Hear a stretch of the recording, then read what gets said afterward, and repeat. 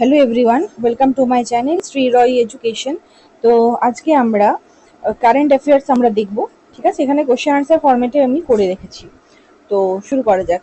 ফার্স্টেই হচ্ছে সেসেলসের, এক মিনিট আমি চেঞ্জ করে নিই, Guardian of the Blue Horizon সম্মানপ্রাপ্ত প্রথম ব্যক্তিকে। আনসার হচ্ছে প্রধানমন্ত্রী নরেন্দ্র মোদী। আচ্ছা, গার্ডিয়ান অফ ব্লু হরাইজন এটা কিন্তু সেসেলসের সব থেকে হাইয়েস্ট অনার, ঠিক আছে, যেটা কাউকে দেওয়া হয়। এটা প্রথমবার পেলেন কে?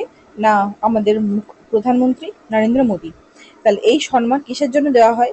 জলবায়ু পরিবর্তন মোকাবেলা, ব্লু ইকোনমি, পরিবেশ সংরক্ষণ ও ছোট দ্বীপ দ্বীপ রাষ্ট্রগুলির উন্নয়নে বিশেষ অবদানের জন্য প্রদান করা হয়।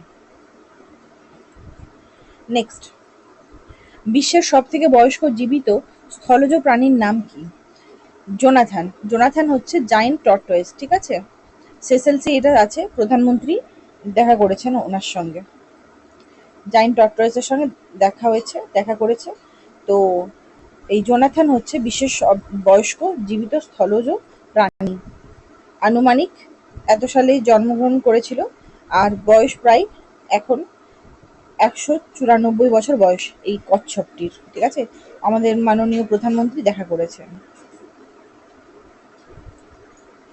নেক্সট, পিএম ফ্যামিলি কেয়ার কি? এটা হচ্ছে গর্ভাবস্থা থেকে 16 থেকে 18 বছর পর্যন্ত শিশুদের স্বাস্থ্য ও কল্যাণ পর্যবেক্ষণের ডিজিটাল একটি প্ল্যাটফর্ম, ঠিক আছে। তো এটা কোথায় চালু করা হয়েছে? এটা গুজরাটে চালু করা হয়েছে। এখানে স্বাস্থ্য, পুষ্টি, শিক্ষা, সামাজিক কল্যাণ সংক্রান্ত একাধিক একত্রিত করে শিশুদের সেবা নিশ্চিত করা হবে, ঠিক আছে। সব এক জায়গাতে কম্পাইলেশন এটা বলতে গেলে। নেক্সট, অ্যানিমিয়া মুক্ত ভারত 2026-এ কোন নতুন কৌশল চালু হয়েছে? এখানে চালু হয়েছে কি, এক মিনিট, 777 স্ট্র্যাটেজি, মানে 7টি উপভোগকারী গোষ্ঠী এখানে পাবে, 7টি হস্তক্ষেপ আর 7টি প্রাতিষ্ঠানিক ব্যবস্থা অন্তর্ভুক্ত করা হয়েছে, তার জন্য 777, ঠিক আছে। এছাড়া T4 মডেল, T4 হচ্ছে টেস্ট, ট্রিট, টক, ট্র্যাক চালু করা হয়েছে। নেক্সট, ই সুশ্রুত ক্লিনিক কি? এটা একটা cloud based hospital management information system, ঠিক আছে। এইটি সি-ড্যাক তৈরি করেছে ছোট হাসপাতাল, স্বাস্থ্যকেন্দ্র ও সাব সেন্টার রোগীর নিবন্ধন, বিল্ডিং ও স্বাস্থ্য তথ্য ডিজিটালাইজ পরিচালনা করা হবে, ঠিক আছে। সবকিছু ডিজিটালাইজ করে দেওয়া হবে। নেক্সট হচ্ছে ইউনিফর্ম সিভিল কোড। আমাদের পশ্চিমবঙ্গ সরকার এটা বিলটা পাস করা, মানে আনার কথা বলা হয়েছে। তো এটা আমাদের হ্যাঁ, ইউনিফর্ম সিভিল কোডের উল্লেখ ভারতের কোন অনুচ্ছেদে আছে? আর্টিকেল নাম্বার 44-এ আছে, ঠিক আছে। ডিপিএসপির আন্ডারে পড়ে এটা।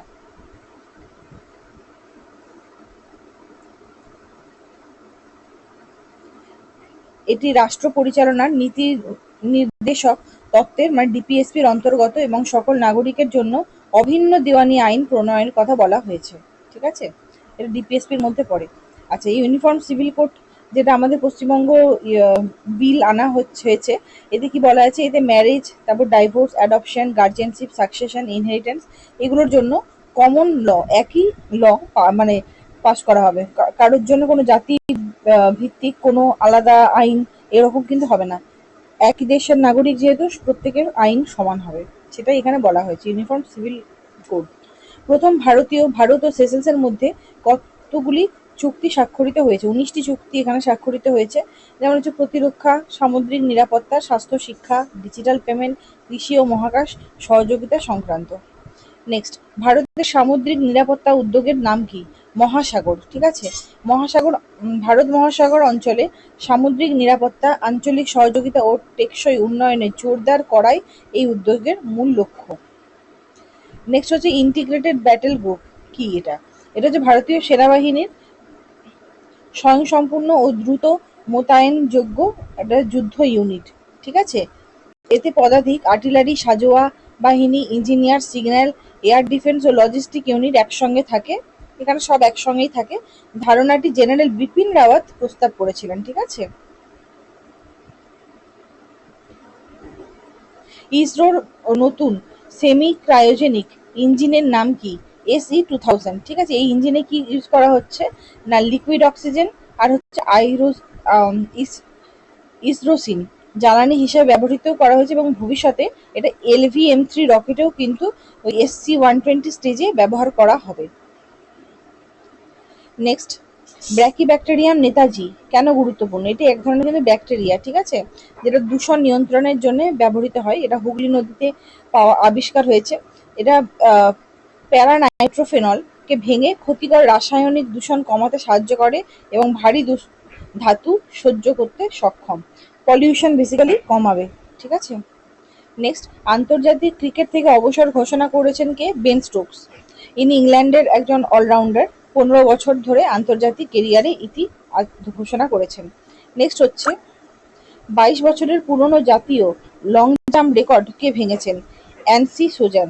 অ্যান্সি সোজান কত ইয়ে করেছেন? 6.88 মিটার লাফিয়ে কার রেকর্ড ভেঙেছেন? অঞ্জু ববি জর্জের রেকর্ড ভেঙেছেন, ঠিক আছে। উনি রেকর্ড করেছিলেন কত? 6.83 মিটার। 2004 সালে উনি এই রেকর্ডটা করেছিলেন। তো এই বছর আনসি সোজান উনি এই রেকর্ডটা ভাঙলেন, ঠিক আছে। নেক্সট, 2026-এর অস্ট্রিয়ান গ্র্যান্ড প্রিক্সের বিজয়ীকে? George Russell. উনি কিন্তু এই প্রথম এই ইয়েটি পেলেন, ঠিক আছে, অস্ট্রিয়ান গ্র্যান্ড প্রিক্সে বিজয়ী হলেন। আচ্ছা, নেক্সট হচ্ছে ভারতে স্ট্যাটিস্টিক্স ডে কবে পালন করা হয়? 29শে জুন ভারতে স্ট্যাটিস্টিক্স ডে পালন করা হয়। এই দিনটিতে কি হয়েছিল? প্রফেসর PC মহলানবিস সেই জন্মবার্ষিকী উপলক্ষে পালন করা হয়। আর এনাকে কি বলা হয়? Father of modern Indian statistics, PC মহলানবিসকে, ঠিক আছে।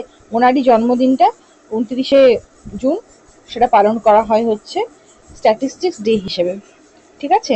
তো আশা করি ভালো লাগলো ইয়েটা। তো ভালো লাগলে চ্যানেলটিকে সাবস্ক্রাইব করো, লাইক এবং শেয়ার করো। এই চ্যানেলে আমি প্রত্যেক দিনই মোটামুটি আমি আপলোড করতে থাকি। তো আমি রিসেন্টলি বায়োলজি আর হচ্ছে জিকে সিরিজ আর হচ্ছে ম্যাথস প্র্যাকটিস সেট এগুলো আমি শুরু করেছি, তোমরা অবশ্যই দেখো।